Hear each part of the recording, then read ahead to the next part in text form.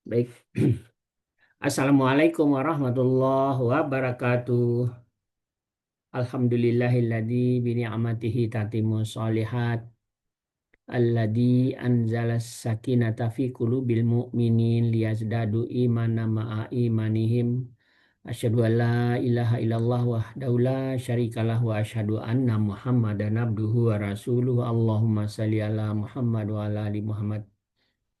Alhamdulillah pagi hari ini Allah masih memberi kita nikmat iman, nikmat sehat, ya.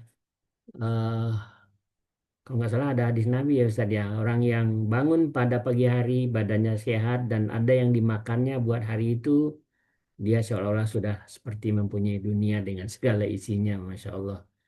Alhamdulillah, Bapak Ibu sekalian, pagi hari ini kita bersama Ustadz kita, Ustadz Ahmad Idkanul Himam Merantau, dengan kajian Al-Hikam yang kemarin sebelumnya kita sudah sampai kepada hikmah nomor 33 dan insya Allah pada pagi hari ini Ustadz mau menerangkan hikmah yang ke-34 dan kalau ada waktu sampai ke 35.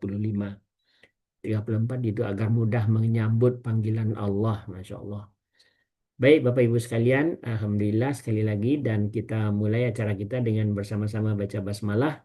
Bismillahirrahmanirrahim. Kepada Ustadz kami persilakan. Tafadhol Ustadz. Baik, terima kasih Pak Maswar. Bismillahirrahmanirrahim. Assalamualaikum warahmatullahi wabarakatuh. Waalaikumsalam warahmatullahi wabarakatuh. Alhamdulillah, alhamdulillahi rabbil alamin. Wabihi nasta'in ala umurid dunya waddin. Wassalatu wassalamu ala ashrafil anbiya wa khatamil mursalin. Sayyidina wa nabiyyina wa maulana Muhammadin. Wa ala alihi wa ashabihi haqqa qadrihi wa miqdarihi al-azim. Subhanaka la ilma lana illa ma 'allamtana innaka antal alimul hakim. Rabbi shrah li sadri wa yassir li amri wahlul 'uqdatam min lisani yafqahu qawli wa saddid lisani wahdi qalbi bihaqqi sayyidina Muhammadin sallallahu alaihi wasallam amma ba'du. Faya yuhal hadirun wal hadirat, seluruh peserta kajian Husnul Khatimah Institute,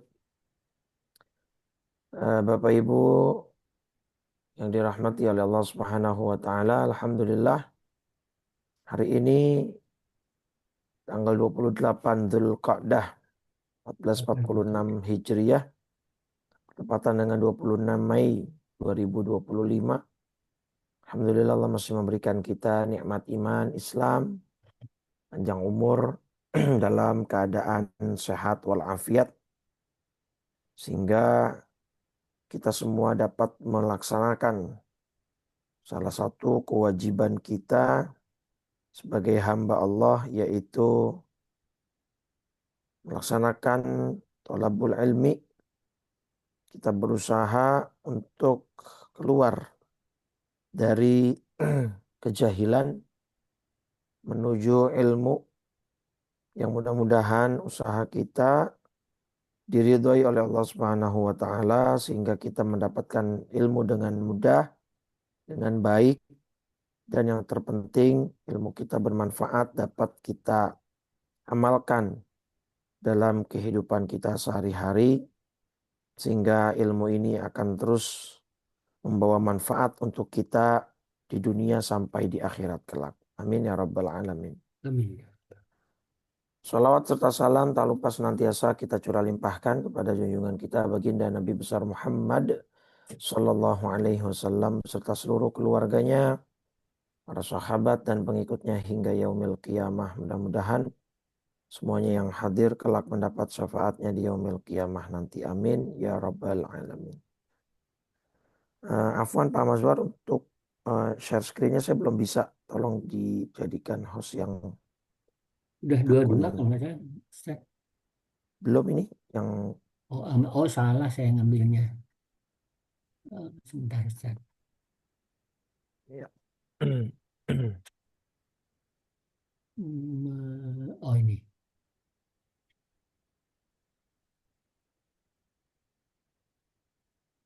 Ya, sudah. Ya, syukran Pak Mas. Baik, tadi sedikit mau menyampaikan hadis yang disampaikan Pak Mazwar ya. Itu hadis riwayat Imam Tirmizi. Tirmizi. Di dalam hadis Tirmizi nomor 2346. Kalau Rasulullah Shallallahu Alaihi Wasallam, kata Nabi Muhammad Shallallahu Alaihi Wasallam, beliau bersabda di hadis Tirmizi 2346, Man asbaha minkum, siapa yang melewati suatu pagi, aminan fi sirbihi, atau berada di suatu pagi, dia mendapatkan keamanan di tempat tinggalnya, mu'afan fi jasadihi, sehat jasadnya, indahu qutu yaumihi, dia punya makanan untuk hari itu, faka'anna mahizat lahu dunia, seakan-akan seolah-olah dia menguasai seluruh dunia gitu ya. Masya Allah. Jadi memang ini 3 nikmat yang penting. Aman, sehat, dan uh, punya makanan ya untuk dimakan di hari itu. Jadi kita sudah mendapatkan apa, kita seperti seorang raja lah yang menguasai seluruh dunia pada pagi hari ini. Dan mudah-mudahan nikmat ini senantiasa dipelihara, dijaga oleh Allah Subhanahu wa taala. Baik, kita masuk ke hikmah 34 dan insya Allah 35. Kita mulai dari hikmah ke 34. Bismillahirrahmanirrahim. Qala Syekhul Mu'allif rahimahullah wa adaman naf'a bihi wa bi barakati ulumihi wa bikum fit daraini amin. Radhiyallahu ta'ala anna wa ankum. Al-hikmatur rabi'atu wassalasun. Ya, hikmah ke 34. Hikmah ke 34 ini Syekh Ibn Athaillah berpesan, ukhruj min awsafi basyariyatika, atau akhrij ya, bisa akhrij min awsafi basyariyatika an kulli wasfin yunaqidu ubudiyataka litakuna linida'il haqqi mujiban wa min hadratihi qariban. Ini nasihatnya sungguh indah dan memiliki nilai sajak yang luar biasa ya. Jadi kata Syekh Ibn Athaillah, keluarkanlah ya, keluarkanlah sifat-sifat kemanusiaan Anda terhadap sesuatu yang mana sifat itu berlawanan, bertentangan atau berkontradiksi dengan sifat kehambaan Anda. Jadi setiap manusia punya sifat dasar. Nanti kita bahas lebih lanjut. Nah, sifat-sifat dasar ini ketika berlawanan ya dengan sifat kehambaan Anda, maka sifat itu harus dikeluarkan dari diri kita, dalam arti ditaklukkan, ditundukkan. Supaya apa? Litakuna linida'il haqqi mujiban. Supaya kamu mampu untuk memenuhi panggilan Sang Maha Al-Haq, yaitu Allah, dan engkau akan menjadi lebih dekat ya kepada Allah Subhanahu wa taala. Jadi supaya kita mudah memenuhi dan menerima panggilan dari Allah dan kita lebih dekat kepada hadratillah, kita lebih mampu mendekat kepada Allah, maka kita harus mengeluarkan sifat-sifat kemanusiaan kita yang bertentangan dengan sifat penghambaan kita kepada Allah. Oke. Nah, maka yang dimaksud oleh Syekh Ibnu Athaillah dengan sifat kemanusiaan ini adalah sifat-sifat tabiat manusia, ya, karakteristik dasar manusia yang memang sudah ditanamkan oleh Allah sejak awal. Jadi ini memang sudah paketan gitu ya Bapak Ibu ya. Sudah di pre-install gitu. Kalau kita beli HP kan ada aplikasi-aplikasi yang pre-install ya, yang pre-install yang sudah diinstal sejak dibuat gitu, sudah bawaan pabrik lah gitu. Nah, sifat ini nanti ada dua jenis, ada yang mahmud, ada yang mazmum. Ya, ada yang terpuji, ada yang tercela, ada yang baik, ada yang jahat. Nah, sifat-sifat ini misalnya contohnya sifat ujub, ya membanggakan diri sendiri, kemudian meremehkan orang lain, kemudian ingin menguasai banyak harta, ya, iri, dengki terhadap harta yang dimiliki oleh orang lain, atau tidak hanya harta atau pokoknya nikmat apapun, gitu ya. Rasa benci, ya permusuhan, kesombongan, kemudian egoisme dan seterusnya, fanatisme. Nah ini semua memang sudah diberikan oleh Allah Subhanahu Wa Taala satu paket seperti itu. Makanya dalam surat Asy-Syams, ya, dalam surat 91 Allah ketika menyebutkan penciptaan nafsu ya, wa nafsi wa ma sawwaha fa alhamaha fujuraha wa taqwaha. Jadi memang nafsu manusia itu memiliki dua potensi, potensi jahat dan potensi takwa. Ya, potensi jahat dan potensi baik. Itu yang memang menjadi apa namanya bawaan lahir lah, sifat dasar manusia. Nah, kemudian di dalam surat Al-Insan, ya, surat 67 ayat 2. Al-Insan, sorry, Al-Insan itu 76, bukan 67, 76 ayat 2. Allah berfirman gini. Inna khalaqnal insana min nutfatin amsyaj. Nah, nanti pembahasan kita titik fokusnya ada di ayat ini dan di kalimat nutfatin amsyaj. Jadi harus betul-betul diperhatikan ayat ini. Sungguh kami telah menciptakan manusia dari setetes mani yang bercampur. Nah, apa yang dimaksud setetes mani yang bercampur nanti kita bahas. Nah, untuk apa? Nabtali. Kami ingin menguji manusia dengan perintah dan larangan maksudnya. Ingat saya sudah memberikan tips kalau Bapak Ibu membaca terjemahan ayat yang ada di dalam tanda kurung seperti ini, ya, itu berarti adalah penjelasan tambahan. Ya, penjelasan tambahan untuk memahami ayat lebih tepat. Ya. Jadi setetes mani yang bercampur itu kami hendak mengujinya manusia itu, menguji dengan perintah dan larangan.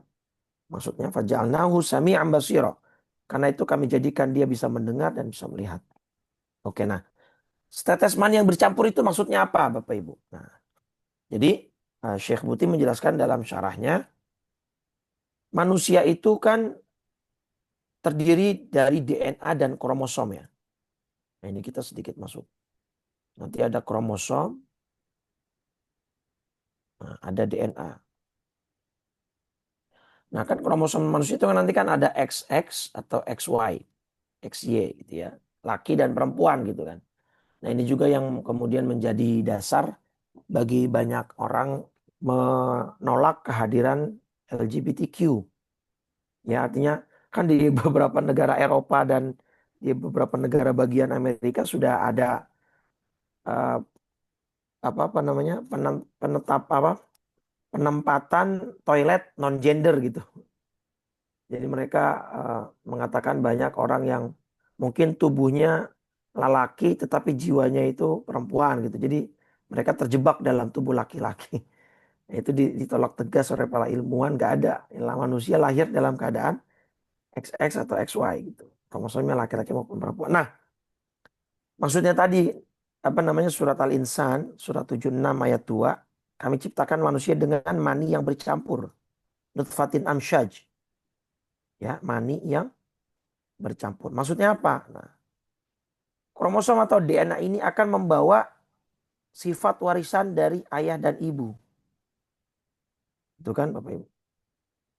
Nah, maka tidak heran seorang manusia itu akan sangat identik gitu ya dengan salah satu kedua orang tuanya, entah ayahnya atau ibunya dalam beberapa sifat gitu. Mungkin sifat temperamennya, sifat egoisnya, sifat menyendirinya, sifat tamaknya dan seterusnya. Nah, itu seringkali kita menemukan di lapangan banyak orang yang kemudian sifatnya itu beberapa sifatnya itu identik dengan sifat salah satu kedua orang tuanya, baik ayahnya atau ibunya, begitu ya. Nah, itu sekarang pertanyaannya berarti sifat-sifat tercela itu juga sudah merupakan fitrah, Ustadz? Ya, betul.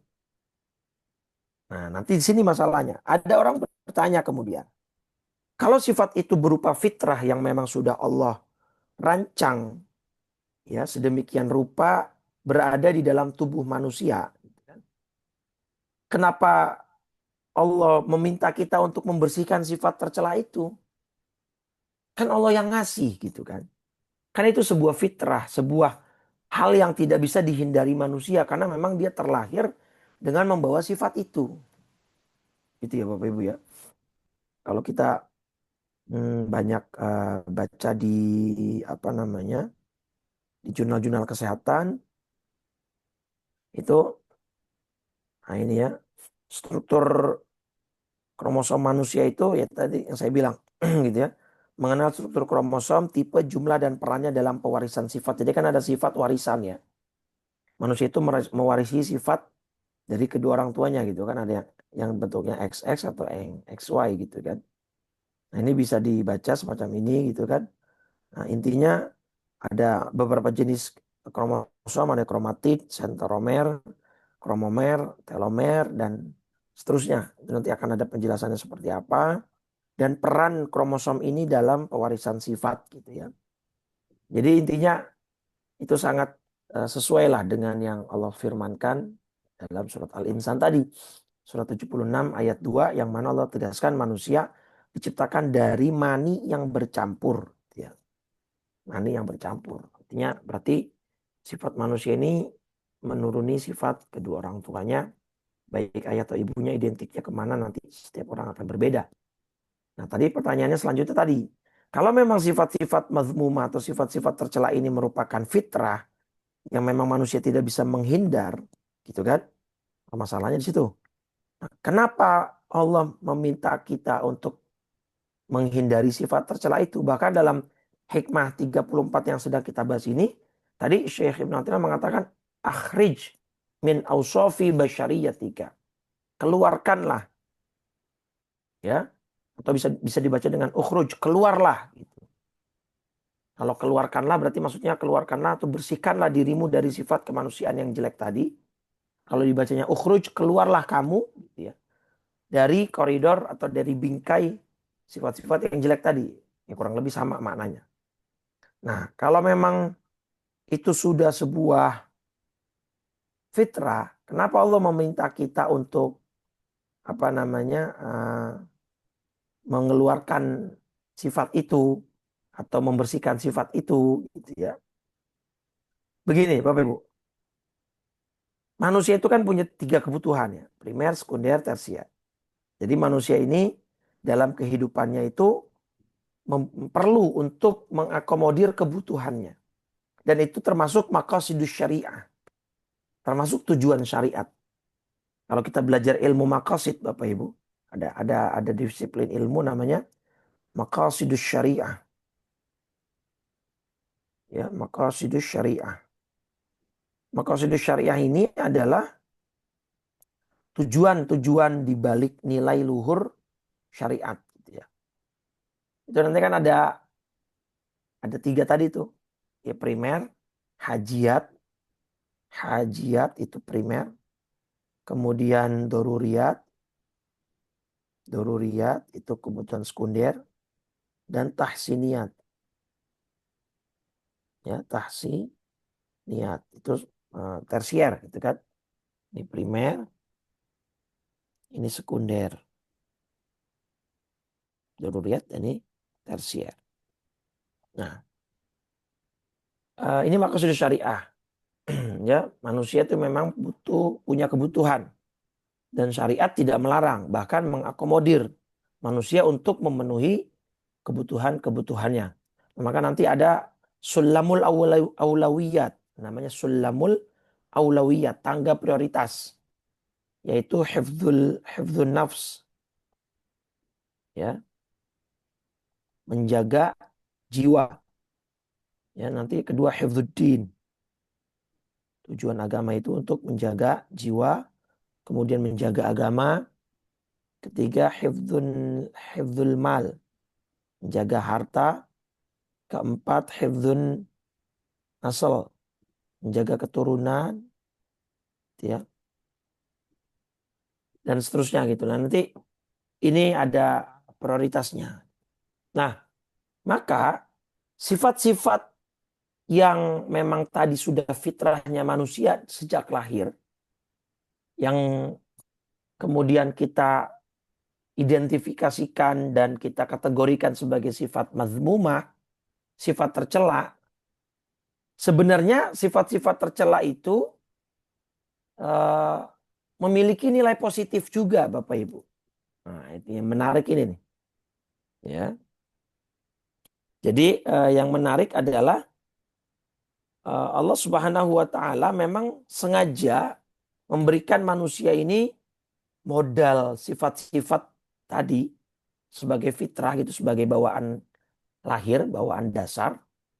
Itu memang sudah apa namanya? Keinginan Allah kehendaknya seperti itu. Surat An-Nisa misalnya 128. Surat An-Nisa 128 kan situ ada kalimat wa uhdiratil anfusus syuh. Ini ya. Wa uhdiratil anfusus syuh. Manusia itu menurut tabiatnya adalah kikir. Tabiat manusia itu kikir, Pak.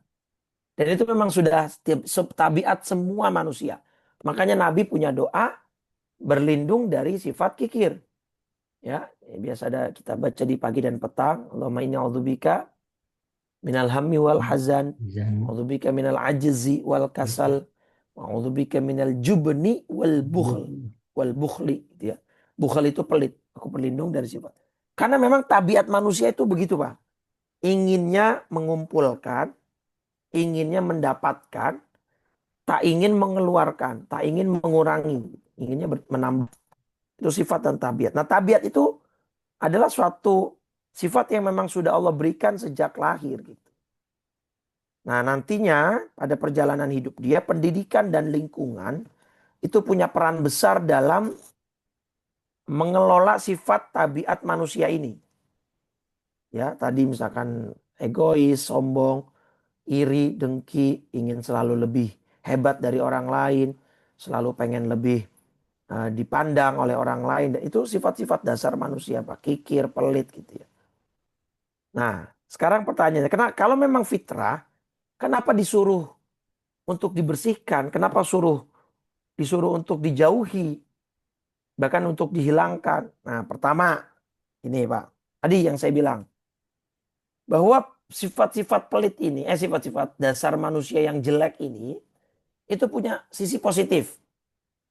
Kok sisi positif? Ustaz? Gini, kalau kita nggak punya sifat apa namanya ingin memiliki harta, nanti orang-orang nggak akan mau kerja, Pak.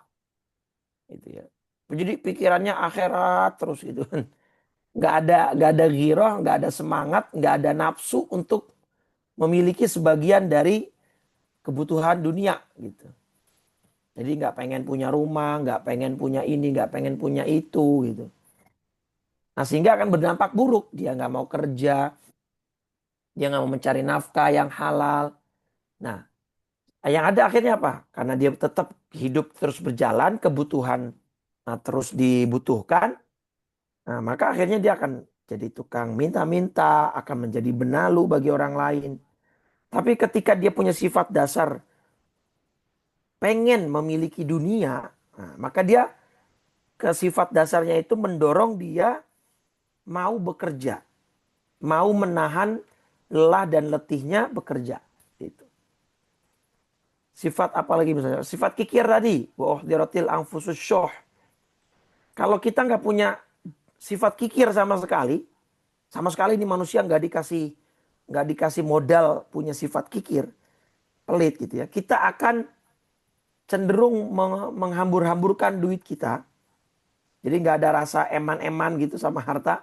Kita akan berhambur-hambur, kita akan berfoya-foya, kita akan berinfak semua yang kita punya sehingga kita juga kesusahan akhirnya. Untuk kebutuhan diri sendiri nggak ada. Kalau kita nggak cinta harta misalnya, tadi. Kalau kita nggak punya modal cinta harta, ya tadi nggak akan kerja, nggak akan mau bertanggung jawab terhadap istri dan anak. Gitu.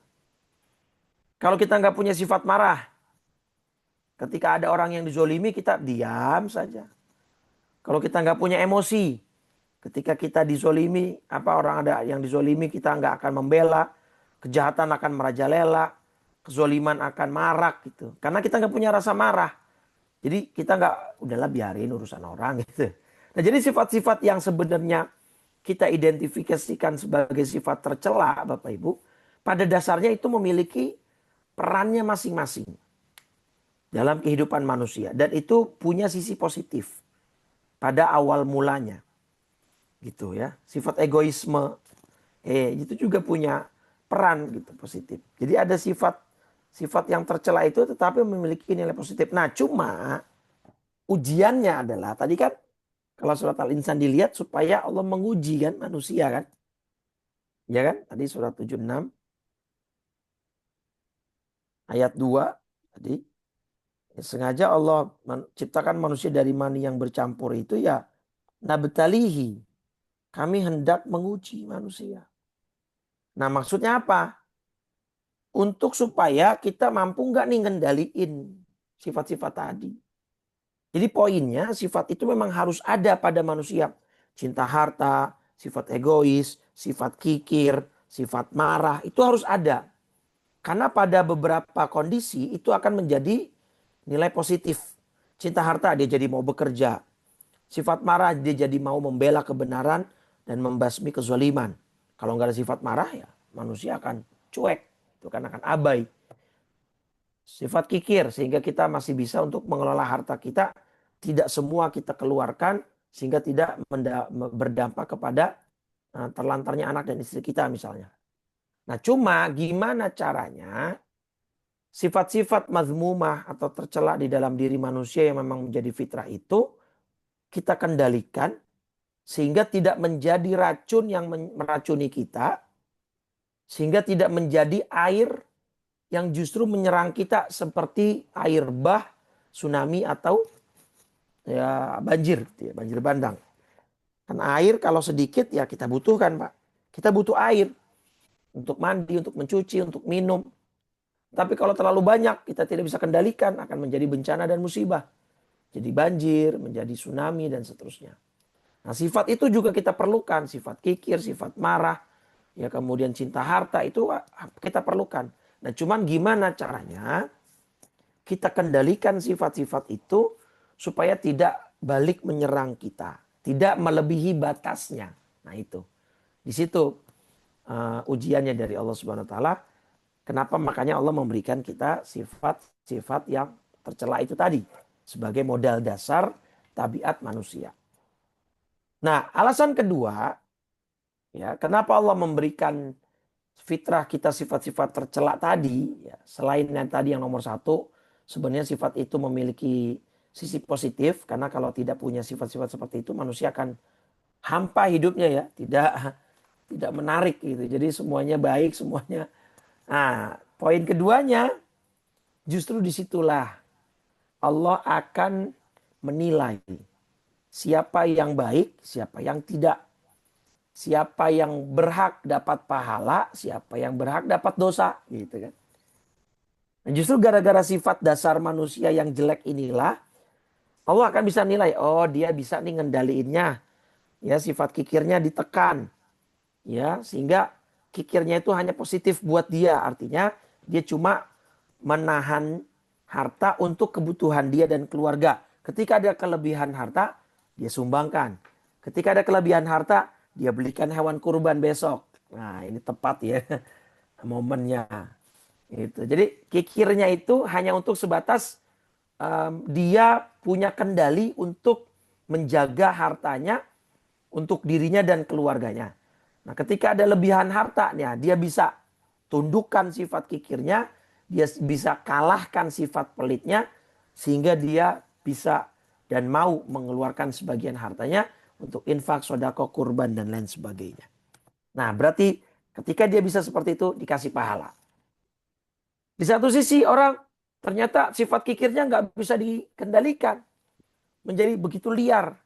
Bukan hanya dia dengan sifat kikir ini menahan harta untuk kebutuhan dia dan keluarga, tetapi ternyata ketika dia punya lebihan harta, tetap dia tidak mau berikan, tetap dia tidak mau bayarkan zakatnya, tetap dia tidak mau keluarkan kurbannya.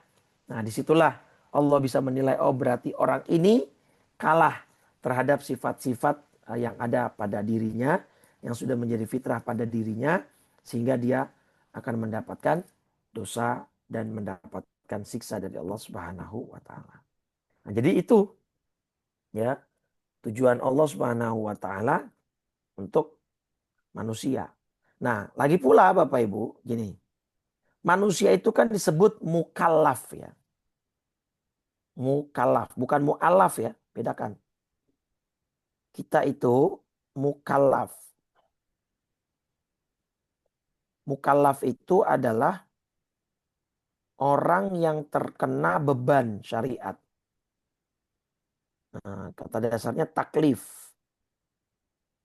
Taklif, beban syariat.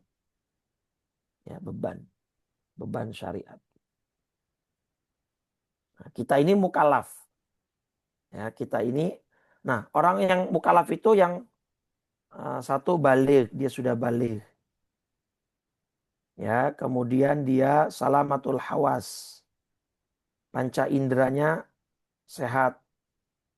Artinya dia bukan ABK, anak berkebutuhan khusus, dia tidak terkena Down syndrome misalnya, tidak terkena penyakit mental lainnya gitu.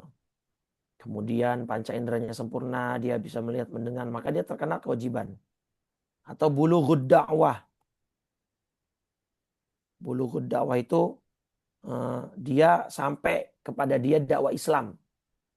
Nah, ya makanya kan ayahanda dan ibunda Nabi itu masuknya ahlul fitrah ya.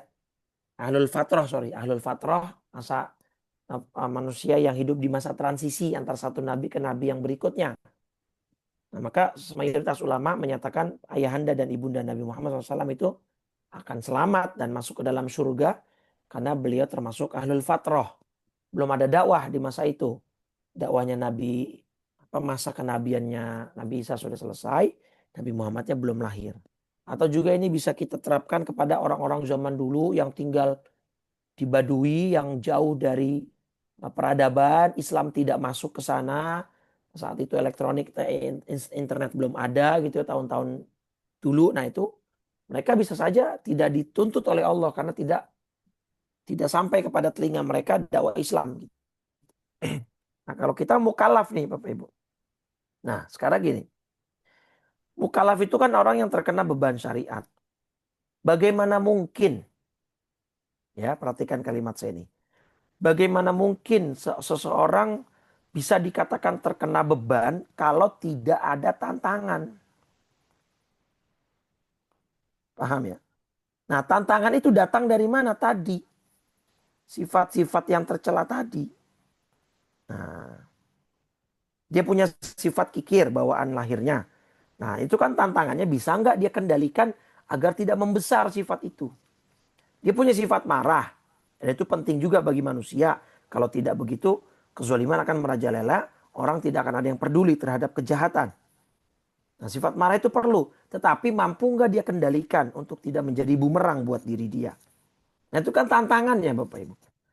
Challenge-nya di situ. Nah, kalau tidak ada challenge seperti itu, manusia diberikan modal sifat baik semua. Ya nggak ada beban dong. Nggak ada beban. Ketika nggak ada beban, ya manusia nggak ada balasan. Nah, adanya balasan berupa pahala atau dosa itu kan karena manusia nanti mampu atau gagal, berhasil atau gagal dalam melewati tantangan. Kan begitu ya. Jadi apa namanya? Kayak misalkan kita lomba nih. Nah, misalnya kayak apa itu yang melewati rintangan dan tantangan seperti Benteng Takeshi gitu ya atau Ninja Warrior gitu. Yang melewati banyak rintangan dan tantangan gitu. Nah, kan akan ada hadiah, Pak. Ya, Ninja Warrior tahu ya Bapak Ibu ya. Nah, yang apa namanya lomba melewati banyak tantangan dan rintangan gitu. Ya. Ini untuk kemudian ininya, untuk kemudian gambaran Bapak Ibu. Nah ini kan lomba Ninja Warrior. Nah, ini yang lokal ini mah gitu ya. Nah, yang kayak gitu-gitulah pokoknya melewati banyak rintangan, tantangan. Nah, itu kan tantangan itu sengaja dibuat kan Bapak Ibu kan? Gitu ya, tantangan-tantangan begini nih sengaja dibuat, dia harus merangkak, dia harus merembet, dia harus apa melompat, dia harus apa namanya? Bergelantungan, dia harus apa namanya? Segala macam lah. Nah, itu kan tantangan itu sengaja memang dibuat untuk melihat siapa yang berhasil, siapa yang gagal, siapa yang menang, siapa yang kalah. Yang menang dan berhasil bisa mendapatkan hadiah, yang kalah ya sudah tercebur nggak dapat hadiah. Sama, nah, tantangan-tantangan manusia yang berupa sifat tercela, berupa bawaan itu, selain tadi ada nilai positifnya gitu kan, ya maka ini sebagai tantangan dari Allah untuk supaya manusia ini mampu untuk apa namanya melihat Allah bisa melihat manusia ini mampu atau tidak melewati tantangan itu sehingga berhak untuk dapat surga atau berhaknya apa namanya neraka, berhaknya pahala atau berhaknya dosa gitu.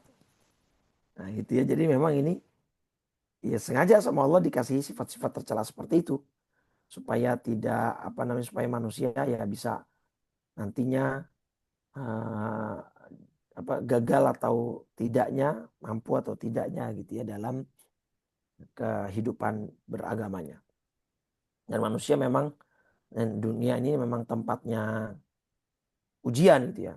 Qaatul imtihan kalau Syekh Buti mengibaratkan mengistilahkan dunia itu sebagai ruang ujian. Ya dunia itu ruang ujian. Ya ruang ujian yang manusia tidak bisa lepas. Di sini dalam surat Al-Insyiqaq surat 84 ayat 6. Ya ayyuhal insanu innaka kadihun ila rabbika kadhang famulaki. Wahai manusia sesungguhnya kamu telah bekerja keras menuju Tuhanmu, maka kamu akan menemuinya. Nah, bekerja keras di sini maksudnya tadi melawan segala sifat dasar dan bawaan manusia yang memang sengaja difitrahkan oleh Allah Subhanahu wa taala untuk melihat sejauh mana manusia ini mampu melawan dan mengendalikan sifat-sifat bawaan tersebut. Nah, terus kemudian poin berikutnya, sifat-sifat ini nggak mungkin bisa dihilangkan, Bapak Ibu. Dari akarnya itu nggak mungkin. Saya nggak mau punya sifat marah sama sekali. Saya nggak mau punya sifat pelit sama sekali. Mustahil. Madamal insanu insanan. Selama manusia itu berlabel manusia. Selama Anda masih menjadi manusia, sifat itu nggak mungkin apa? Ibaratnya nggak mungkin hilang. Sifat iri, sifat dengki, ya, sifat apa namanya hasad, gitu kan? Bahkan sifat-sifat itu ya tadi sengaja memang Allah apa namanya Allah tempatkan dalam diri manusia. Nah, bahkan ada satu ayat di dalam Al-A'raf surat 7 ayat 43 itu yang mengisyaratkan ya, ada isyarat dari Allah seolah sifat hasad itu baru akan dicabut nanti di akhirat di surga, Bapak Ibu. Kan gara-gara ada sifat hasad ini, sifat dengki ini, jadi ada ini Bapak Ibu. Jadi bisa ada persaingan ya, istibakul khairat. Kan fastabikul khairat, berlomba dalam kebaikan. Ketika orang berlomba itu kan ada sifat hasad Bapak Ibu. Pengen kita yang di nomor satu. Lomba balap lari nih, lomba balap sepeda, balap mobil. Kan ketika kita di posisi kelima, ke enam, ngelihat posisi ke satu kan iri Pak. Oh kita harus nomor satu nih. Nah kalau nggak ada sifat iri gitu, sama sekali manusia nggak punya sifat iri, ya udahlah biarin aja dia yang menang. Itu ngapain lomba? Jadi memang perlu sifat itu gitu untuk memacu diri kita untuk kita bisa lebih baik dari orang lain. Nah, cuma nanti tentu kita bisa nggak membatasi itu supaya tidak menjadi bumerang dan tidak berlebihan gitu kan. Nah, di dalam sifat hasad, di dalam surat Al-A'raf surat 7 ayat 43 ya. Nah, ini Allah bilang begini, wa naza'na ma fi sudurihim. Kami akan mencabut rasa dendam tuh ya, rasa marah, rasa dendam, rasa iri min apa fi sudurihim, di dalam dada mereka, min ghillin tajri min tahtihimul anhar. Jadi rasa dendam, rasa iri, rasa marah itu baru dicabut dari dalam dada ketika di tempat di mana di bawah manusia itu ada sungai-sungai yang mengalir. Nah, kapan itu Bapak Ibu? Atau di mana tempat yang ada sungai mengalir di bawah kita nanti? Kan di surga. Nah, berarti sifat iri, dendam, hasad itu baru akan dicabut oleh Allah nanti di surga. Baru sudah tidak ada sifat iri lagi. Tidak ada dengki lagi, tidak ada apa namanya marah lagi. Tapi selama di dunia, selama kita memang manusia, ya sudah. Kecuali malaikat. Kalau malaikat beda. Allah memang sengaja tidak berikan sifat-sifat itu karena memang tidak diuji malaikat itu. Tapi kan manusia ingin diuji supaya tadi melihat siapa yang lulus, siapa yang gagal, ya siapa yang menang, siapa yang kalah. Gitu. Jadi memang sifat-sifat itu perlu juga untuk kehidupan apa namanya kita gitu. Kalau nggak ada sifat-sifat tadi ya kita akan ya udahlah nggak usah cari dunia, pasrah aja gitu. Ya udahlah kasih semua punya orang, kalau nggak ada sifat kikir, nggak ada sifat marah, ada orang dijambret, ada orang dibunuh, ya udahlah biarin gitu. Nggak ada sifat marah sama sekali. Jadi sifat-sifat itu memang bagian dari manusia itu sendiri. Jadi nggak bisa terpisahkan. Sampai mati pun nggak bisa. Nah, cuman poin kita bagaimana kita mengelola ya dan menundukkan sifat-sifat tadi agar tidak melewati batas dan tidak menjadi bumerang buat kita. Nah, gimana caranya? Ya, salah satu yang paling utama adalah dengan ibadah, ya, dengan melaksanakan ketaatan dan selalu berzikir mengingat Allah Subhanahu wa taala. Seperti misalkan sifat kikir, ya sudah, toh kita sudah menyimpan untuk kita kok, kita masih ada kok untuk kita masih punya kok untuk keluarga kita. Ini ada lebihan nih, dikemanakan? Nah, jangan kikir, berikan kepada orang lain, infak sedekah. Kita ingat sama Allah bahwa perintah Allah itu untuk berkurban. Fasholli li rabbika wanhar. Kita sudah punya kok, rumah ada, kendaraan luar biasa, ya mobil ada, motor ada. Bahkan sekarang mungkin ada beberapa keluarga yang mobil bensin ada, mobil listrik ada, motor bensin ada, motor listrik ada. Lengkap itu. Maka kelebihan harta yang Allah titipkan ke kita salurkan melalui kurban. Nah, itu bukan usaha yang sia-sia. Terus berusaha untuk mengendalikan sifat-sifat tercela tadi, ya, untuk sifat-sifat yang memang menjadi sifat dasar bagi manusia. Nah, disitulah nanti akan terasa ya manifestasi dari surat Al-Fatihah ayat 5, iyyaka na'budu wa iyyaka nasta'in. Hanya. Nah, kalau kita lihat secara susunan grammar Bapak Ibu dalam bahasa Arab, ini sebenarnya grammar yang menyalahi aturan. Iyyaka itu objek Bapak Ibu. Ya, kalau itu kan bahasa Indonesia SPOK ya, SPO. Subjek, predikat, objek gitu kan. Ini fi'il, fa'il gitu. Fi'il, fa'il, maf'ul gitu ya. Fi'il, fa'il, maf'ul. Harusnya kalimatnya itu begini Pak, na'buduka.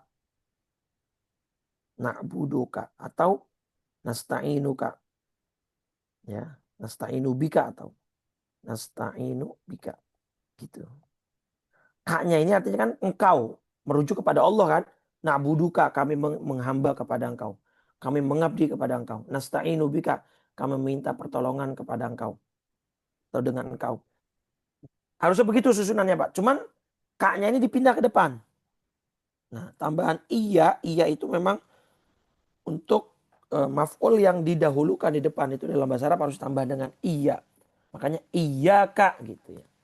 Nah memang ini untuk tujuan tertentu. Ayat ini seperti itu susunan grammarnya Bapak Ibu. Untuk penekanan bahwa hanya, jadi iyaka itu hanya Bapak Ibu.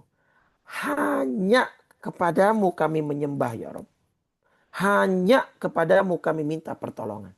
Jadi nggak ada yang lain. Nah jadi cara kita untuk mengelola tadi dan menundukkan sifat-sifat kemanusiaan kita. Yaitu kita kembalikan kepada Allah. Kita minta bantuan kepada Allah. Lagi pula filosofi ibadah kurban yang besok kita mau lakukan ini kan juga begitu ya Bapak Ibu. Salah satu hikmah dan filosofisnya adalah kita menyembelih hewan itu sekaligus menyembelih sifat-sifat hewani kita. Kan ini kan sebuah simbol yang sebuah ibadah yang datang dari Nabi Allah Ibrahim dan putranya Nabi Allah Ismail. Padahal Nabi Ibrahim menantikan kehadiran putra seorang anak itu 83 sampai 86 tahun. Sesuai perbedaan yang ada di dalamnya. Tetapi begitu sudah dewasa anak ini diuji sama Allah. Harta yang paling kamu sayang saat ini, harta yang paling kamu cinta saat ini, mau nggak kamu korbanin buat aku? Kata Allah. Nah di situ kan filosofisnya. Berarti kita juga diajarkan untuk memotong dan menyembelih sifat-sifat hewani kita. Tadi sifat kikir, batasi, jangan sampai berlebihan. Sifat marah juga batasi, jangan sampai kelewatan, dan seterusnya, dan seterusnya. Nah disitulah ujian kita sebagai seorang hamba, mampukah kita untuk kemudian mengendalikan itu. Makanya surat Al-A'la ya ayat 14-15 qad aflaha man tazakka wa dzakara asma rabbih fasalla. Beruntung orang yang menyucikan jiwanya, menyucikan dirinya. Atau surat Asy-Syamsnya ayat 9 dan 10. Qad aflaha man zakkaha, sama kurang lebih. Sungguh beruntung bagi orang yang menyucikan jiwanya. Wa qad khaba man dassaha, dan sangat rugi orang-orang yang mengotori jiwanya. Nah, bagian kedua dari hikmah ini tadi kan, buat apa kita mengendalikan sifat kemanusiaan itu? Buat apa kemudian kita mengeluarkan sifat-sifat hewani dalam tubuh kita agar tidak kelewat batas gitu ya. Walaupun sifat-sifat itu tadi bermanfaat bagi kita pada dasarnya. Nah, supaya tadi bagian kedua dari hikmah ini, litakuna lida'il haqqi mujiban. Supaya kamu mudah untuk menjawab panggilannya. Jadi kita lebih ringan untuk beribadah, lebih enteng untuk berbuat baik gitu. Wa min hadratihi qariban. Ketika sudah mudah kita memenuhi panggilannya, memenuhi seruannya, maka kita akan jauh lebih dekat posisi kita dengannya. Itu kan sesuai dengan surat Al-Anfal, surat 8, ayat 24. Ya, surat Al-Anfal, surat 8, ayat 24, Allah berfirman, ya ayyuhalladzina amanu stajibu lillahi walir rasul idza da'akum lima yuhyikum. Wahai orang yang beriman, penuhilah seruan Allah dan Rasul apabila dia menyerumu. Nah, menyeru nih, penuhi. Ya Allah menyeru, Allah memanggil. Memanggil untuk berkurban, kita seru, kita jawab panggilannya. Fasolli li rabbika wanhar. Kita penuhi panggilan Allah, kita penuhi seruan Allah, maka besok berkorban. Aqimus shalah wa atuz zakah. Allah menyeru, tegakkan sholat, dirikan sholat, tunaikan zakat. Maka kita sholat, kita bayar zakat. Ya gitu kan. Ya, atimul hajja. Atimul hajja wal umrata lillah. Sempurnakanlah haji dan umrah hanya karena Allah. Maka bagi yang mampu, berangkat umrah, berangkat haji. Kita penuhi seruan Allah. Kan gitu. Nah itu semua bisa mudah untuk kita memenuhi panggilan dan seruan Allah. Kalau tadi kita sudah membersihkan dan mengeluarkan sifat-sifat hewani di dalam tubuh kita dan mengendalikannya sebatas yang memang diperlukan dalam hidup ini. Gitu ya. Nah, lagi pula seruan Allah dan Rasul itu Bapak Ibu pasti memberi kehidupan. Artinya, kalau kita menjalankan seruan dan panggilan Allah serta Rasulnya, itu sama saja kita menghidupkan diri kita sendiri. Gitu ya, menghidupkan diri kita sendiri sehingga kita hidupnya lebih baik di dunia dan akan selamat di akhirat. Gitu. Jadi, supaya kita mudah memenuhi panggilan Allah dan Rasulnya. Nah, tapi memang ada orang-orang yang kalah tadi ya. Orang-orang yang kalah yang akhirnya tunduk pada sifat-sifat tercela tadi. Akhirnya dia menjadi kikir, dia menjadi pemarah, bahkan marahnya ini bukan hanya kepada orang yang zalim, bahkan cenderung malah dia yang berbuat zalim. Karena marahnya tidak bisa dikendalikan, emosinya tidak bisa ditundukkan. Nah gitu. Jadi ini akan menjadi bumerang bagi diri dia yang akan justru sifat-sifat ini mengendalikan jiwanya. Ya, maka salah satu-satunya cara untuk kita kemudian mengembalikan sifat-sifat itu ke fungsi asalnya, tidak berlebihan dan tidak melewati batas, tidak kemudian menjadi bumerang buat kita, adalah dengan kita kembalikan kepada Allah, memenuhi seruan Allah, panggilan Allah, sehingga kalbu kita akan menjadi kalbun salim, gitu ya, yang Nabi Allah Ibrahim kemudian suarakan dan diabadikan dalam surat Asy-Syu'ara surat 26 ya, ayat 87 dan 88. Kata Nabi Ibrahim, wala tukhzini yauma yub'atsun. Ya, janganlah engkau hinakan aku pada hari kebangkitan, hari di mana anak dan harta tidak berguna lagi. Illa man atallaha biqalbin salim, kecuali orang-orang yang menghadap kepada Allah dengan hati yang bersih, hati yang sudah hilang sifat-sifat yang kotor tadi, ya, bukan hilang secara menyeluruh, tapi dia mampu mengendalikan dan membatasinya. Ya. Nah, makanya kita sebentar lagi ini sudah masuk tanggal 1 Dzulhijjah ya Bapak Ibu ya. Nah, sedikit mungkin Pak Mazwar izin Ya, untuk betul-betul membahas Ustaz ya. Hari ini. Rabu besok Nah, lusa ya jauh.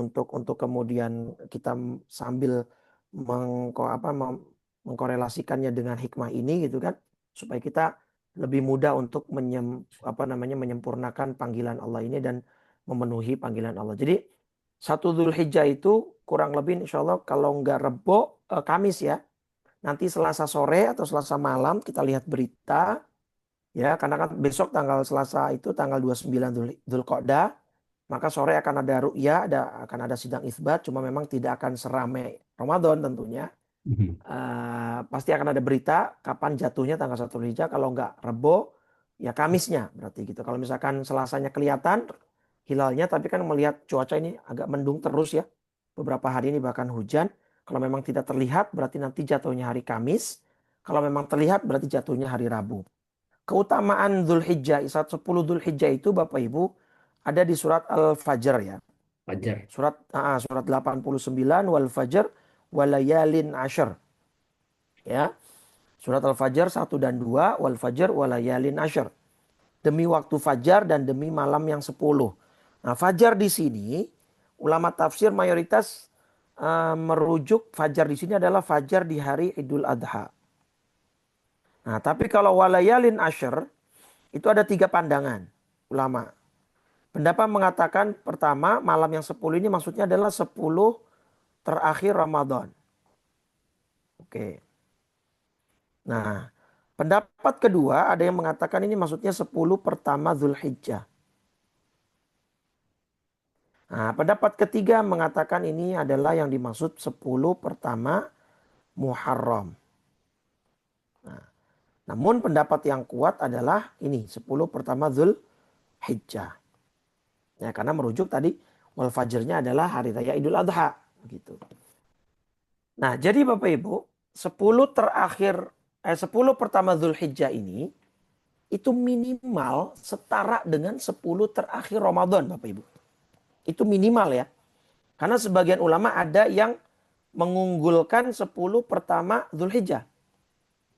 Gini, kalau kita breakdown, ya 10 terakhir Ramadan dengan 10 pertama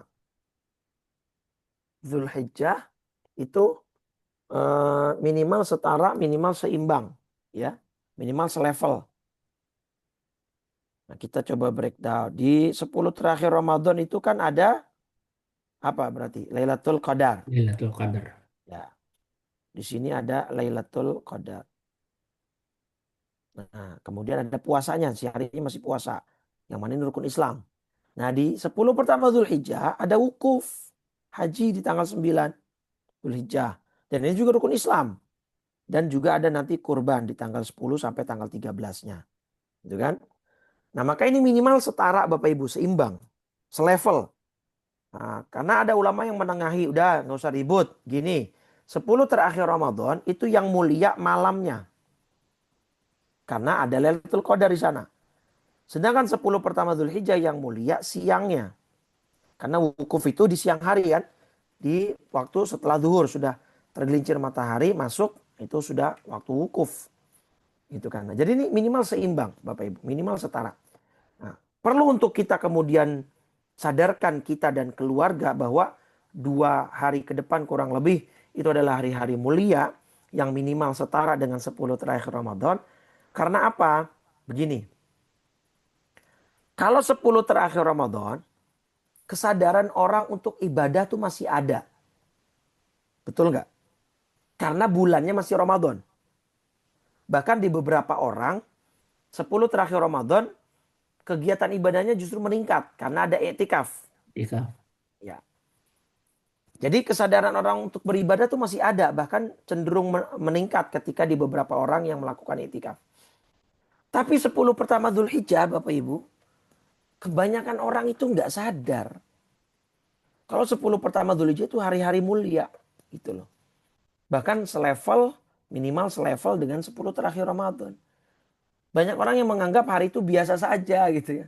Karena tadi yang saya bilang, sidang isbatnya saja tidak seramai Ramadan kan. Karena nggak ditungguin. Kalau 10 pertama Dzulhijjah tidak ditunggu gitu. Paling ramainya nanti tanggal 9. Itu rame-ramenya tanggal 9. Itu pun karena besoknya sudah mau lebaran kan begitu ya. Pasti rame gitu kan. Nah jadi ini supaya menjadi reminder. Hidupkan ibadah di keluarga kita masing-masing. Karena 2 hari ke depan kurang lebih. Rabu atau Kamis nanti. Kita akan masuk hari-hari yang sangat amat mulia. Sebesar apa pahala Bapak Ibu yang kita peroleh di ibadah 10 pertama Dzulhijjah nih. Ada hadis di Bukhari nomor 969. Ya, hadis sahih Al-Bukhari nomor 969. Nabi Muhammad SAW bersabda, "Mal amalu fi ayyamil ashri afdola minal amali fi hadhihi." Tidak ada amal ibadah yang dilakukan di tanggal 10 pertama Dzulhijjah yang melebihi amal ibadah di hari-hari tersebut. Gitu ya. Jadi maksudnya intinya ibadah apapun yang dilakukan di 10 pertama Dzulhijjah itu pahalanya tetap teratas. Jadi nggak ada ibadah apapun yang mengalahkan 10 pertama Dzulhijjah. Nah, sahabat verifikasi. Qalu, sahabat tanya, gitu ya, sahabat verifikasi. Walal jihad, apakah termasuk jihad ya Rasul? Jadi ini cerdasnya sahabat ya Bapak Ibu ya. Jadi sahabat ini kan dapat hadis, nggak ada nih ibadah yang ngalahin 10 pertama Dzulhijjah. Nah langsunglah dipakai oleh sahabat parameter ibadah paling tinggi dalam Islam. Yaitu apa? Jihad. Gitu kan? Parameternya sudah paling tinggi nih, sudah mentok. Maka sahabat nanya, walal jihad, apakah termasuk jihad ya Rasul? Tidak mampu mengalahkan ibadah di 10 pertama Dzulhijjah? Qala, Nabi jawab, walal jihad. Ya, bahkan termasuk jihad sekalipun. Bayangin Bapak Ibu. Jihad yang potensi atau ancaman tertingginya nyawa, itu pun tidak mampu mengalahkan pahala 10 pertama Dzulhijjah. Illa, kecuali gitu ya. Rajulun kharaja yukhatiru binafsihi wa malihi. Ya.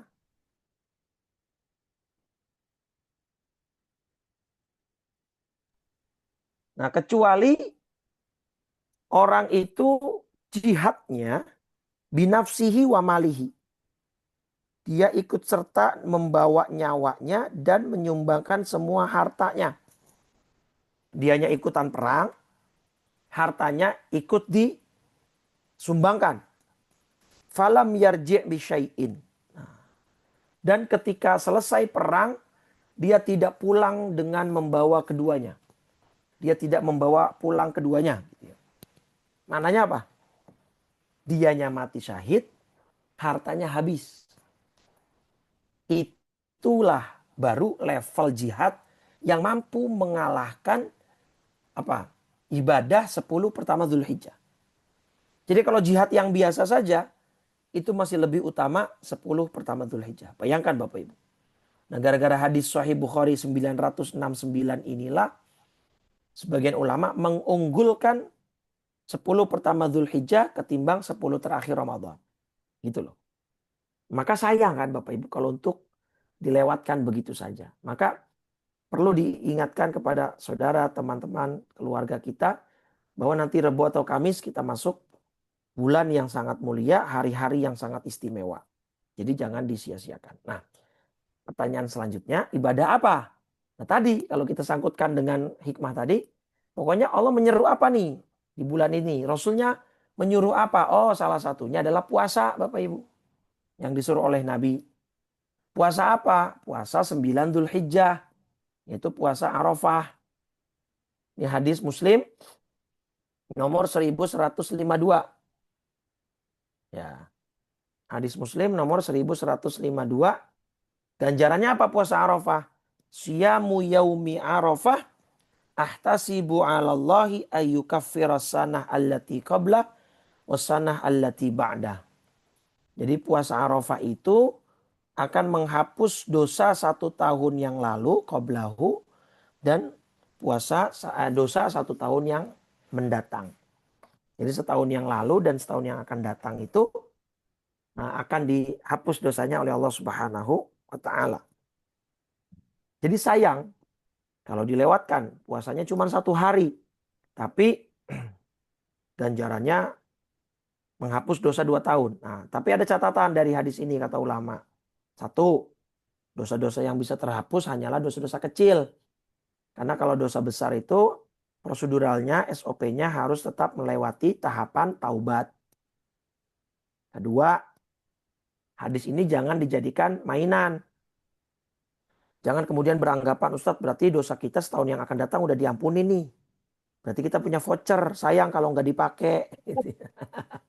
Jadi kita kan setahun mendatang nggak apa-apa lah dosa-dosa kecil kita lakukan gitu ya. Jangan. Konsepnya ini kalau ternyata setahun mendatang kita nggak sengaja khilaf, bikin dosa, lupa, itu namanya manusia. Nah itulah kita sudah diampuni dosa kita, gitu kan. Nah kemudian bahasan selanjutnya nih Bapak Ibu. Ini yang akan saya bahas juga karena mungkin ini akan terulang setiap tahun. Ini terulang setiap tahun. Akan rame di medsos, di grup-grup WA. Kalau Idul Adha Indonesia dan Saudi beda. Itu pasti rame Bapak Ibu. Pasti rame. Ramenya gimana? Gini. Seperti tahun 2024 kemarin Bapak Ibu. 2024 kemarin Indonesia itu Idul Adhanya Senin 17 2024. Ya, 17 Juni.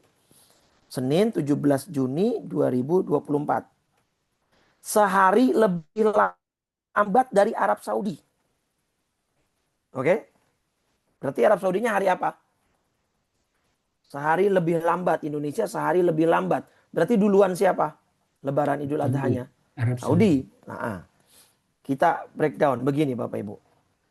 Yang bikin ramai itu begini nanti. Kan berarti di Indonesia tadi tanggal Senin ya. Senin 17 Juni 2024. Berarti ini kan di Indonesia 10 Dzulhijjah ya. Sudah lebaran nih. 1445 Hijriah. Masehi. Nah, Berarti kan tadi kan beritanya Saudi, ya Indonesia lebih lambat. Berarti duluan Saudi. Saudi berarti hari apa? Lebarannya hari Ahad, Nah, 16 Juni 2024. Nah, sedangkan di kita hari Ahad ini berarti baru tanggal berapa Zulhijjah, Bapak Ibu? 9 Baru tanggal 9. hari Arafah. Nah, di kita baru tanggal 9. Di sana sudah Lebaran. Nah, apakah di sini kita boleh puasa? Nah, itu yang bikin ramai, Bapak Ibu. Di Indonesianya baru tanggal 9, berarti puasa Arafah, tapi di Saudinya sudah Lebaran. Nah, boleh nggak kita di Indonesia puasa? Gitu loh. Nah, maka saya sampaikan pada kesempatan pagi ini, biar kalau nanti beda Indonesia dengan Saudi, beda lagi seperti 2024, Bapak Ibu sudah tidak ragu, sudah tidak bingung, sudah tidak rame-rame lagi sudah. Nah, maka pendapatnya ada dua. Pendapat pertama yang mayoritas, kata ulama, annahu yakhtalifu biikhtilafil matali', bahwa setiap negara itu berbeda-beda puasa Arafahnya mengikuti ketetapan negara masing-masing. Pendapat pertama yang mayoritas. Bisa dikatakan mungkin 90% lebih ulama menganut ini. Memang ada pendapat minoritas ulama 10%-an kurang lebih itu menyatakan kita berkiblat kepada Saudi. Gitu. Tapi mayoritas tidak. Bahkan ulama Saudi sendiri, ya Syekh Utsaimin, ini ulama Saudi nih. Syekh Utsaimin itu ketika ditanya puasa Arafah itu ngikuti ru'yahnya mana? Ru'yah negara sendiri apa mengikuti ru'yahnya Saudi? Nah, di sini Syekh Utsaimin dalam fatwanya yang bernomor 405 gitu ya. Nomor fatwa 405 itu bilang wassawabu, pendapat yang benar itu yakhtalifu biikhtilafil matali'. Di pertanyaannya gini, idza ikhtalafa yaumu Arafah.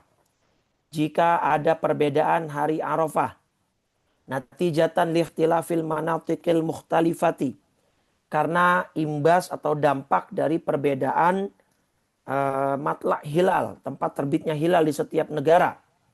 Fahal nasumu, apakah kita puasa Arafahnya taba'a ru'yatil balad, mengikuti ru'yah negeri allati nahnu fiha, yang kita berada di dalamnya, am nasumu, atau kita puasa Arafahnya taba'a ru'yatil haramain, mengikuti ru'yahnya Haramain, penetapan Mekah, Saudi Arabia.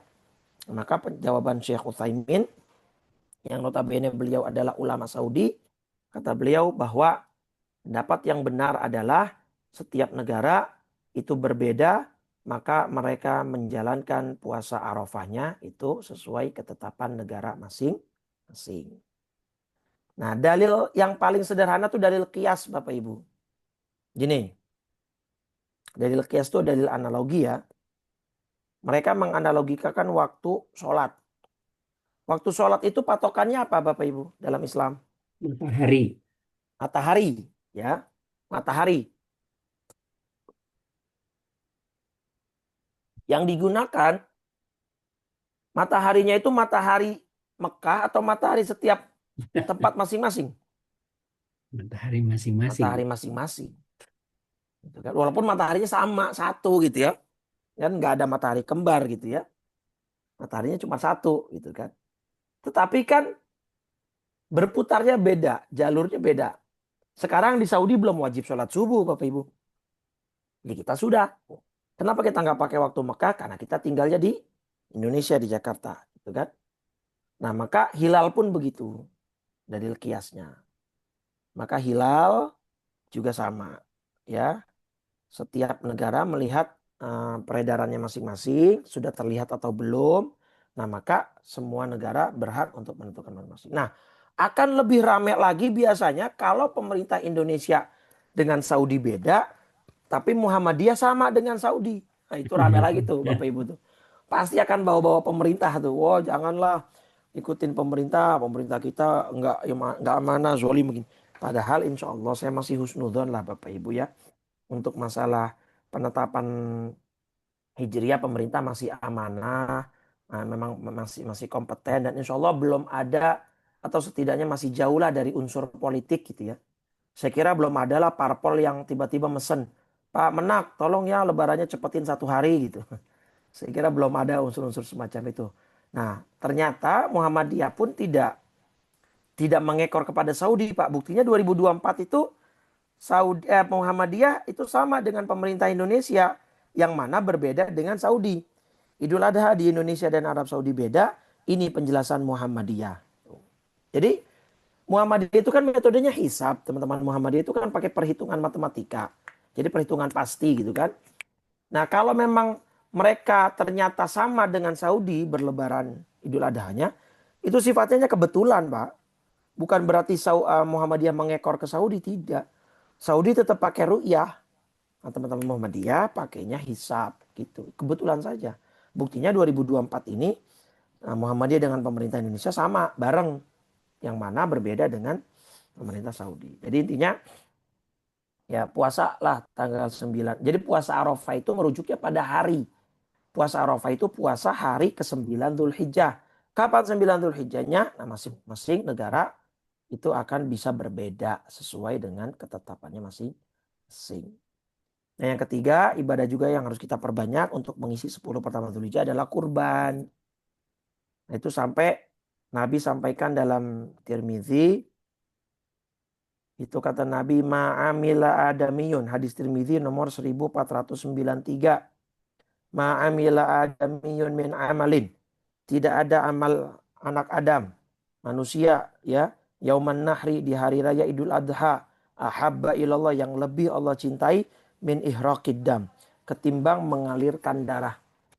Ketimbang mengalirkan darah. Jadi tanggal 10 Dzulhijjah ibadah paling utama yang sunnah itu adalah mengalirkan darah. Ya.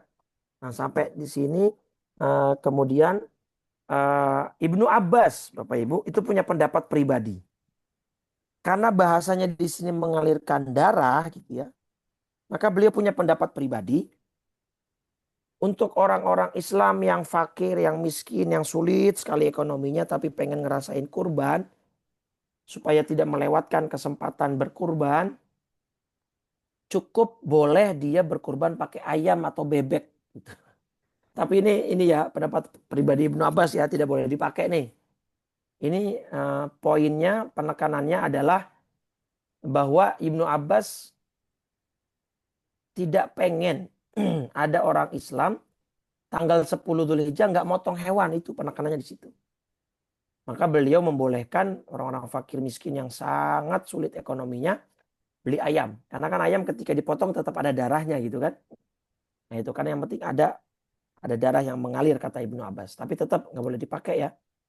Ini pendapat pribadi Ibnu Abbas yang tidak digunakan oleh ulama-ulama yang lain. Tetapi poinnya adalah gimana Ibnu Abbas sangat memperhatikan orang-orang Islam supaya tidak melewati kesempatan berkurban di tanggal 10 Dzulhijjah. Nah, di sini juga kita belajar bagaimana kita memotong atau mengorbankan sifat-sifat hewani yang ada dalam tubuh kita, membuang jauh-jauh sifat-sifat itu gitu ya, sebagaimana hikmah tadi yang sedang kita bahas, sehingga kita bisa menjadi pemenang melewati tantangan dari Allah untuk mengendalikan dan menundukkan sifat-sifat tercela yang memang sudah menjadi fitrah atau bagian terintegrasi dari manusia yang tidak terpisahkan. Selama kita menjadi manusia pasti sifat-sifat itu sudah pasti ada di dalam tubuh kita. Nah, tugas kita bagaimana kita bisa mengendalikannya, menundukkannya sehingga tidak menjadi berlebihan dan melewati batas sehingga menjadi bumerang buat kita sendiri. Begitu. Baik, Pak Mazwar, mungkin itu yang bisa saya sampaikan. Ini tadi ada pertanyaan ya di kolom komentar dari Ibu Ibu Taziah. Taziah, Ketika apa pertanyaannya? Apakah NPD NPD? itu. Oh ya, narcissistic disorder ya. P-nya apa saya lupa. Narcissistic personality disorder atau apa itu? Apa adalah semacam sifat bawaan genetik? Saya pernah membaca bahwa orang yang mengidap NPD tidak bisa disembuhkan. Jadi memang NPD ini istilah baru lah ya, Bapak Ibu ya. Jadi orang-orang yang mengalami disorder. Nah, selama kalimatnya disorder, itu yang saya tahu itu bisa disembuhkan. Itu bisa, cuma memang effortnya akan lebih berat ya Bu Tazia. Jadi ada bahkan kemarin juga saya dapat pertanyaan yang serupa tentang NPD ini. Sampai orang-orang tuh menjauh dari orang yang memiliki NPD ini. Karena beberapa momen dia bisa menjadi orang yang sangat toksik gitu loh ya. Menjadi orang yang sangat tidak nyaman untuk didekati gitu. Sehingga orang-orang banyak yang memilih untuk menghindari dia. Tapi selama itu disorder, insya Allah bisa disembuhkan. Dan butuh bantuan support dari orang sekitarnya. Sangat sulit orang yang terkena NPD itu untuk bisa sembuh dengan sendirinya. Sangat amat sulit. Jangankan NPD, Bapak Ibu. Sekarang judi online pun itu sudah dikategorikan sebagai sebuah penyakit ya, mental disorder. Dan itu orang yang terkena adiksi kecanduan judi online, itu dia nggak akan bisa keluar dengan diri sendiri. Dia harus butuh bantuan psikiater atau psikolog atau minimal ya kalau belum terlalu parah ya orang di sekitarnya, ustadz atau apa namanya guru-guru spiritual dia, keluarga, orang tua itu sangat berperan untuk mengeluarkan orang-orang yang terkena adiksi dari judi online, apalagi NPD gitu ya, yang bisa memang di level yang lebih parah daripada itu. Jadi memang bisa disembuhkan insya Allah. Tetapi butuh butuh ini ya, butuh effort yang nggak ringan dan memang waktunya cukup lama sepertinya. Ya, dia butuh konseling, dia butuh bimbingan dari orang tuanya, support dari teman-temannya dan seterusnya. Tapi insya Allah itu bisa disembuhkan gitu ya. Baik. Yang Pertanyaan kedua, kedua, pertanyaan yang kedua nih, ya yang yang kedua kedua korban, dari ya, korban boleh, untuk orang yang sudah meninggal. ya, Boleh disebutkan sama orang yang baik. Pendapat mayoritas ulama boleh, Bapak Ibu. Dan namanya juga boleh atas almarhum yang sudah meninggal. Dengan dalil Nabi pernah berkorban atas nama umatnya. Allahumma taqabbal hadza min ummati, kata Nabi gitu kan. Ya Allah, terimalah kurban ini dari umatku. Nah, umat Nabi itu kan umum. Nah, ada yang masih hidup, ada yang sudah meninggal. Gitu. Jadi atas dasar itu ulama yang mayoritas membolehkan kita berkorban untuk yang sudah meninggal dan juga boleh disebutkan namanya atas orang yang sudah meninggal tersebut. Yang ketiga dari Ibu Dian ya. Ibu apa Bapak ini? Assalamualaikum Pak Ustadz, mohon bertanya jika niat membadalkan haji untuk orang tua yang sudah meninggal. Boleh. Kalau Bapak ingin membadalkan orang tua, artinya anaknya sendiri yang menghajikannya untuk orang tua, tidak menyewa jasa badal gitu ya. Dianya dengan syarat harus sudah berhaji dulu. Gitu ya, dianya sudah berhaji dulu dan orang yang membadalkan juga sudah harus berhaji dulu. Syarat mutlak itu. Baik anaknya atau dia menyewa jasa badal, dianya harus sudah berhaji wajib dulu untuk diri sendiri. Baru dia boleh untuk menghajikan orang tuanya gitu ya. Itu berdasarkan hadis Sahih Bukhari ketika ada sahabat tanya, ibu saya ini sudah meninggal ya Rasul. Dan saya ketika ibu saya meninggal tidak berada di sisinya. Gitu kan, dan saya yakin kalau ibu saya berada di sisi saya dia akan bersedekah ya. Apakah bermanfaat dan berguna kalau saya bersedekah untuk ibu saya gitu ya. Naam, kata Nabi. Iya, silahkan. Begitu juga puasa dan haji, kata Nabi. Jadi haji bagi orang yang sudah meninggal atau puasa kita menggantikan untuk yang meninggal itu sudah diperbolehkan. Pertanyaan walaupun selanjutnya dari walaupun orang tua kita tidak niat untuk haji gitu. betul, ya betul, ya betul. Jadi walaupun tidak berniat, tapi memang ada ulama yang mensyaratkan harus ada wasiat. Ada Hmm. ulama yang mensyaratkan kalau ada wasiat dari orang tua, saya belum haji nih, nanti kalau saya meninggal dihajikan ya, baru boleh. Tetapi sebagian besar ulama walaupun tidak ada wasiat itu memperbolehkan. Bu Ida, Assalamualaikum. Boleh tanya Ustaz, apakah berkurban tanggal 10? Nah, masalah keutamaan di tanggal 10 atau lebih ini menjadi ini. Karena kayak gini, kalau kita nanti tanggal 1 Dzulhijjahnya itu hari Jumat, Rebo, 1 Rabu, Dzulhijjahnya kalau 1 Dzulhijjahnya hari Rabu gitu Rabu, kan ya, dari Rabu berarti kita 10 10 Dzulhijjahnya hari Sabtu. Nih, Jumat hari bukan? Sabtu. Enggak, kalau Oh, Rebo. Kalau Rebo, kalau 1 Dzulhijjahnya Rebo, oh iya, kalau Jumat, 1 Dzulhijjahnya Rabu berarti hari Jumat. Jumat. Kalau 1 Dzulhijjahnya hari Kamis berarti hari Sabtu. Ya, Itu maka nanti tergantung kapan 1 Dzulhijjahnya, gitu kan? Nah, kalau misalkan nanti 1 Dzulhijjahnya itu hari Rabu, berarti kita hari Jumat. Nah, banyak masjid musola karena terbentur dengan sholat Jumat, maka mereka mengalihkan potongnya di hari Sabtu. Kalau bicara sah-sah, kalau bicara boleh ya boleh, karena memang waktu berkorban sampai hari tasyrik terakhir.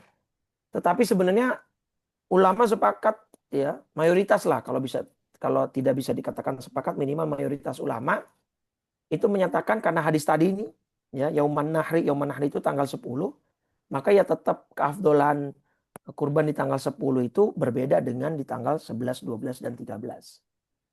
Makanya kan gini, sebenarnya sunnah korban itu kan motong sendiri ya Bapak Ibu ya.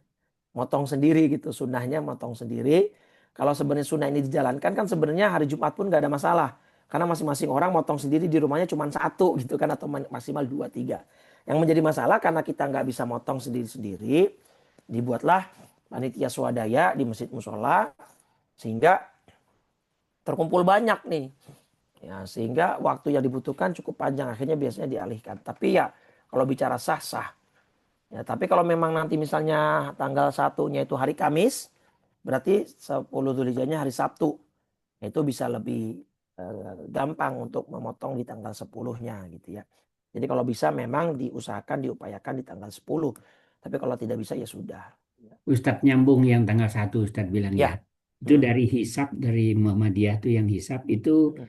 tinggi bulan pada tanggal 27 Mei itu kalau di apa di Irian tuh 0,14, di Sabang 3 derajat gitu. Tapi Betul. kalau melihat tingginya begitu tuh nggak bakal terlihat itu Ya, Ustadz. betul. Kemungkinan Apalagi dengan cuaca saat ini, apalagi gitu kan? cuaca saat Ya, ini akan betul, terlihat. betul. Jadi kemungkinan besar memang Kamis sebenarnya. Kan pemerintah tuh dasarnya harus dilihat dulu pakai Betul. mata gitu, Bill tidak Verley, pakai iya, hitungan. betul. Nah, itu gimana tuh Ustaz mengambilnya? Apakah di kan sesuai dengan di negaranya masing-masing, tapi di negara ini ada dua dua dua cara Nah, gitu Ustaz ya. betul. Nah, inilah yang menjadi problematika Indonesia, Pak. Di semua negara Islam atau negara yang bukan Islam tapi mayoritas Islam, itu lebarannya diatur pemerintah. Sebenarnya memang juga sunnahnya kan begitu. Nah, ada hadis Nabi menyuruh kita berlebaran bersama pemerintah, gitu. Jadi ada kaidah usul fikih itu al hukmul hakim yarfaul khilaf. Ya, aturan pemerintah itu akan mencabut perbedaan. Itu sebenarnya itu. Cuman ya memang perlu kebijaksanaan, Pak. Mungkin teman-teman Muhammadiyah merasa mereka organisasi besar, mereka punya pijakan yang kuat sehingga mereka dalam tanda petik ya tidak mau mengalah juga gitu terhadap pemerintah. Kalau kayak di Malaysia, di Singapura kan ada MUIS ya, apa namanya? Menteri Ugama Islam Singapura. Dan di beberapa negara banyak Islam itu pemerintah yang punya otoritas untuk menentukan hari raya. Bahkan kayak di Malaysia itu sudah masuk undang-undang, kalau ada yang menentukan hari raya berbeda dengan pemerintah akan masuk ranah pidana atau perdata gitu lah. Pokoknya ada hukuman. Nah, mestinya memang seperti itu. Saya suka bercanda gitu sama teman-teman gitu, sama jamaah. Indonesia ini unik dan khusus. Indonesia diperlakukan oleh Allah juga khusus. Kayak misalkan kalau Ramadan nih Pak Mas. Satu Ramadan pemerintah dengan satu Ramadan Muhammadiyah beda. Berarti kan 10 terakhir Ramadan di Indonesia ganjil semua Pak Mas. Iya, Ya ganjil versi pemerintah, besoknya ganjil versi iya. Muhammadiyah gitu kan. Berarti Allah untuk Indonesia itu menurunkan malaikat 2 shift gitu. Untuk 10 terakhir gitu kan, ganjil versi siapa gitu. Makanya ini akan membingungkan umat. Ya kan, memang betul toleransi, tetapi dalam hal ini saya lebih cenderung dan condong kepada pendapat ulama yang hukmul hakim yarfa'ul khilaf. Kaidahnya jelas bahwa keputusan pemerintah itu bisa mencabut perbedaan, gitu ya, bisa menarik perbedaan. Mestinya memang mengikuti, tapi ya sudahlah. Karena mungkin ya Muhammadiyahnya juga kuat, dia pijakannya merasa argumentasinya merasa kuat sehingga tidak, dalam tanda petik ya, tidak mau mengalah kepada pemerintah, ya sudah kita ikutin. Maka bagi kita yang di Indonesia ini ya tinggal mengikuti keyakinan masing-masing. Kalau memang dia terafiliasi kepada Muhammadiyah dan bagian dari organisasi Muhammadiyah, ya ikuti keputusan Muhammadiyah. Tapi kalau kita yang tidak terafiliasi kepada Muhammadiyah, tinggal ikuti pemerintah. Dan itu memang yang mayoritas. Dan kalau Bapak lihat, Saudi pun itu kan tidak melakukan hisab, Pak Mas. Saudi itu tetap ru'yah. Oh, Jadi iya, Saudi itu ya di banyak negara Islam itu tidak melakukan hisab. Setahu saya ya, as far as my knowledge, ya pengetahuan saya itu cuma Muhammadiyah yang menggunakan hisab sebagai metode inti. Yang lain pakai hisab. Seperti NU pun ada hisabnya, Pak Mas. Cuma itu sebagai apa? Acuan saja, bantuan, Guidance-nya. guidance saja, betul. Nah, jadi penentuan penentuan pastinya tetap birru'yah. Ru'yah bil fi'li, melihat secara pasti. Saudi pun begitu, ru'yah. Coba lihat di berita-beritanya. Saudi pun melakukan ru'yah, tidak dengan hisab. Gitu ya. Nah, makanya tadi saya bilang, kalaupun Muhammadiyah dan Saudi itu sama, penetapan lebarannya itu sifatnya hanya kebetulan. Karena metode yang digunakan keduanya berbeda. Gitu. Jadi ya kita ikuti masing-masing. Nah, yang lucu adalah ketika dia misalkan Ramadan, puasanya ngambil yang belakangan, lebarannya ikut yang duluan. itu itu tidak dibenarkan ya. Jadi dia mengikuti yang ketetapan keyakinan dia. Kalau memang dia terafiliasi ke Muhammadiyah silakan ikuti. Kalau tidak ya berarti ikut pemerintah. Simpel itu aja. Ya.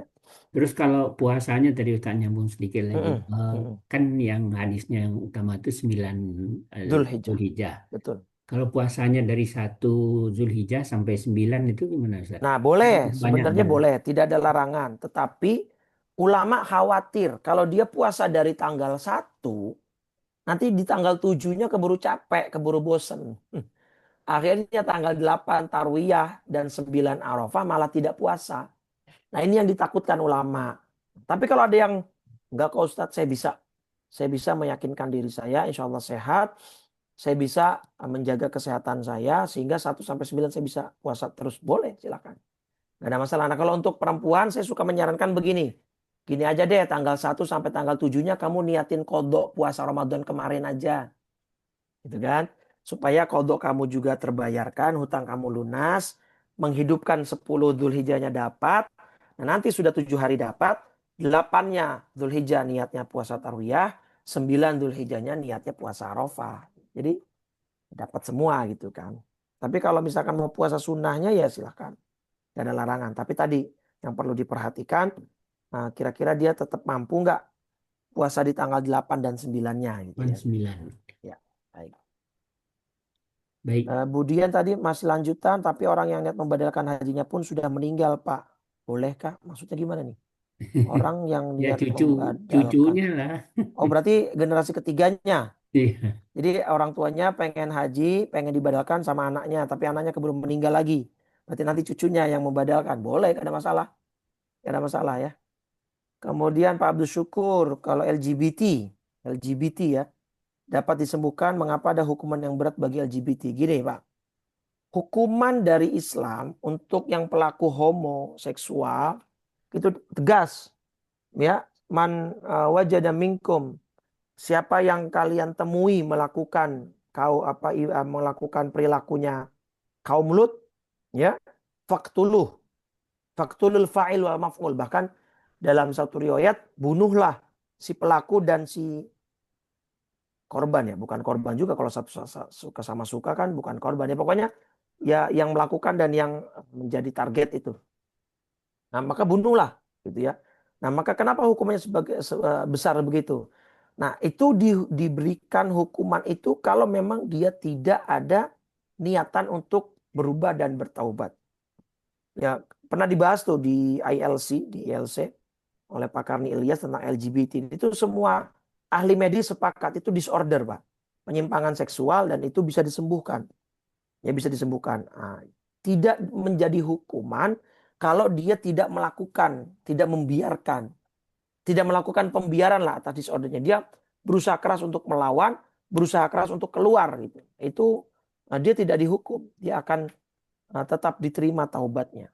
Nah, yang dihukum itu adalah orang yang melakukan pembiaran atas disordernya itu, atau bahkan membenarkan bahwa ini adalah fitrah manusia. Nah, itu yang kena hukuman.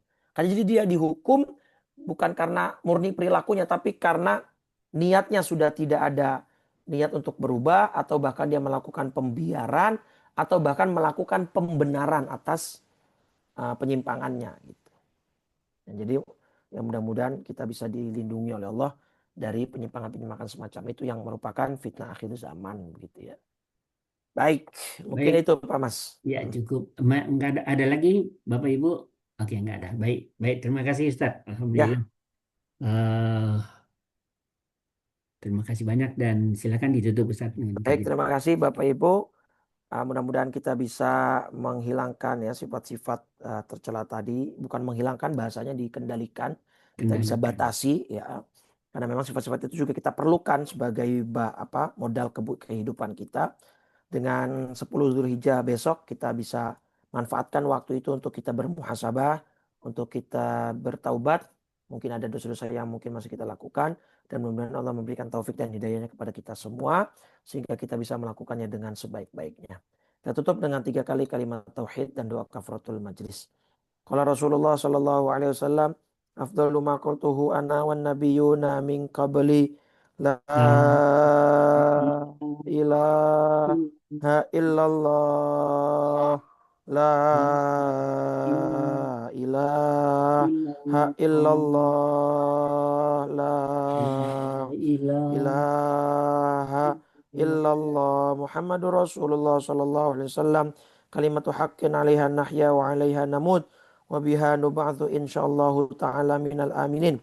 Alhamdulillahirabbil alamin. Allahumma shalli ala sayidina Muhammadin wa ala alihi washabihi ajmain. Allahumma inna nas'aluka al-huda wat tuqa wal afafa wal ghina. Allahumma ati nufusana taqwaha wa zakkiha anta khairu man zakkaha. Anta waliyuha wa maulaha bi rahmatika ya arhamar rahimin. Allahumma inna nas'aluka husnal khatimah wa na'udzubika min syarril aqibati wa su'il khatimah. Ya muhawwilal hauli wal ahwal, hawil ahwalana ila ahsanil hal. Rabbana atina fid dunya hasanah wa fil akhirati hasanah wa qina adzaban nar. Wa sallallahu ala sayyidina Muhammadin wa ala alihi wa sahbihi wa sallam. Walhamdulillahi rabbil alamin. Subhanakallahumma wa bihamdika asyhadu an la ilaha illa anta astaghfiruka wa atubu ilaik. Walafu minkum. Kurang lebih dari saya mohon maaf. Assalamualaikum warahmatullahi wabarakatuh. Waalaikumsalam Waalaikumsalam warahmatullahi warahmatullahi wabarakatuh. wabarakatuh.